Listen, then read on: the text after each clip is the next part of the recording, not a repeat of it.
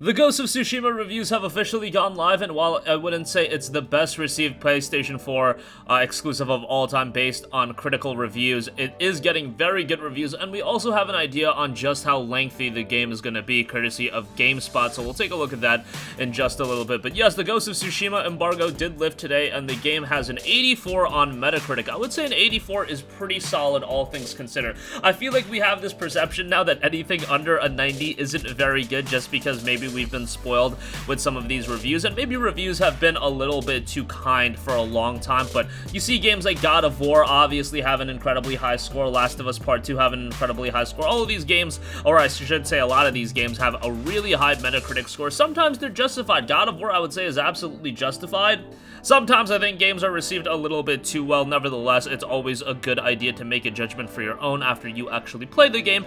Nevertheless, it's always a good idea to look at the reviews just to get an idea of what the critics are saying. And the reviews are coming in very, very positive. Game Informer gave the game a 9.5 out of 10, noting that Ghost of Tsushima captures the mystique, fierce violence, and barely contained emotional angst of the great samurai films. The line of inspiration is clearly purposeful. Sucker Punch included a gorgeous Kurosawa mode, which sets a black and white film grain audio treated effect that doubles down on the classic cinematic vibe. It's well worth turning on, if only for a few missions, but even beyond that cool feature, this is a game that nails the aesthetic it's shooting for, firmly establishing itself as the medium's defining samurai saga.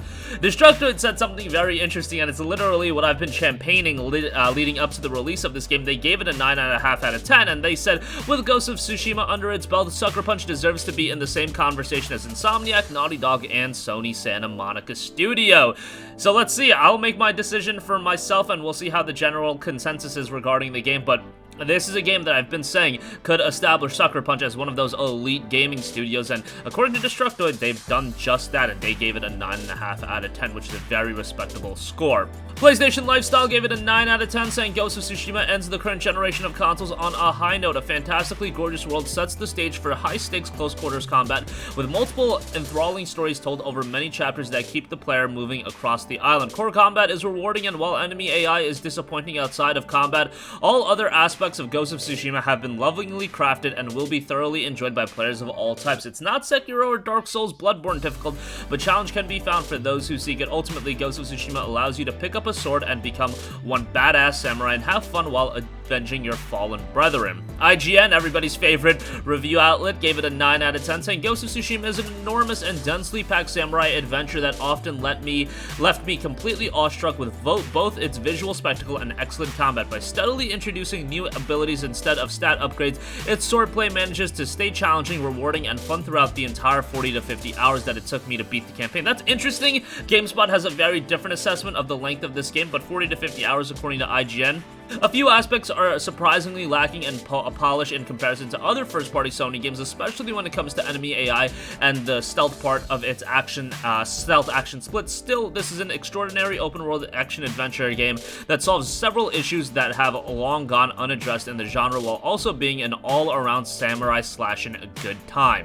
This was reviewed by Mitchell Saltzman of IGN, just to let you guys know, and I say that because I think he's one of the better reviewers that they have over on IGN. He gave Neo 2 a 9 out of 10. He reviewed Grand Blue Fantasy Versus. He also reviewed The Wonderful 101 Remastered and gave that a 9 out of 10, and I think all of those are solid scores, and the review itself is just generally well thought out. So kudos to him, I do give him a lot of credit. WCCF Tech gave it a 9 out of 10. Ghost of Tsushima is Sucker Punch's best game yet, and a great open world, capable of measuring to some of the biggest names in the genre. The excellent rendition of feudal Japan, along with its well-written characters and story, make Ghost of Tsushima stand out as the last must-have PlayStation 4 exclusive. So on that end, as it being the swan song of the PlayStation 4, seems like they've connected in that regard as well.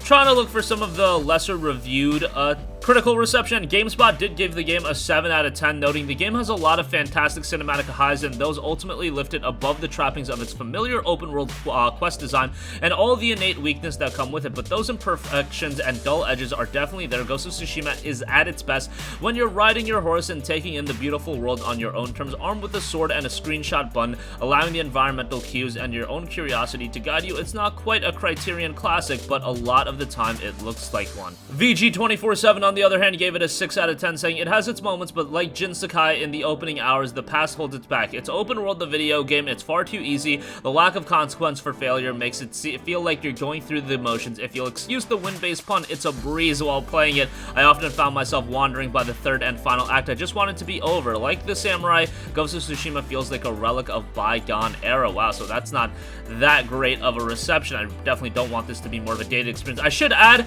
Metacritic has that review listed as a 6 out of 10. I should add that it is a 3 out of 5 review score. That's different than a 6 out of 10. A 3 out of 5 is definitely different than a 6 out of 10. Nevertheless, it did seem like there was some criticism thrown at Ghost of Tsushima coming from VG247 and Kirk Mecken.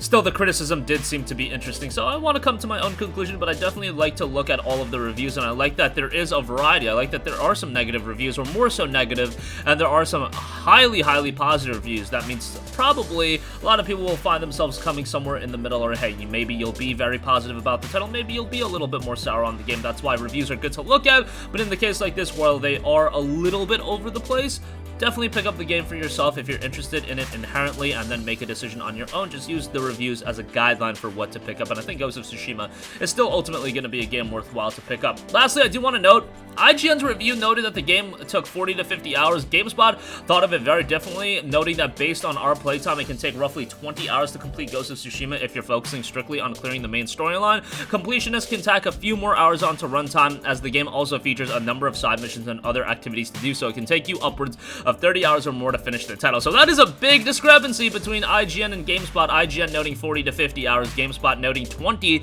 to finish the main storyline, and then 30 if you do want to do all that there is to see on the game. Nevertheless, looks like it is going to be a relatively lengthy game, and I think it is going to be content-wise worth your $60. But that's going to conclude this video. Those are the reviews for Ghost of Tsushima. What do you think? Are you picking it up day one? And are you satisfied with how the reviews are coming out? And are you still excited for the game? Sound off with all of your thoughts in the comment section down below. Thank you for watching, and goodbye. Hey guys, we hope you enjoyed the video, and if you did, make sure to hit the subscribe button, and if you're already subscribed, do us a favor and hit the bell icon. This way you'll be notified whenever we post a new video. That's the best way to keep up with all of our uploads, and we usually try to upload 2 videos a day. And with the bell icon hit, you'll be notified whenever we do upload a video. As always, thanks for watching.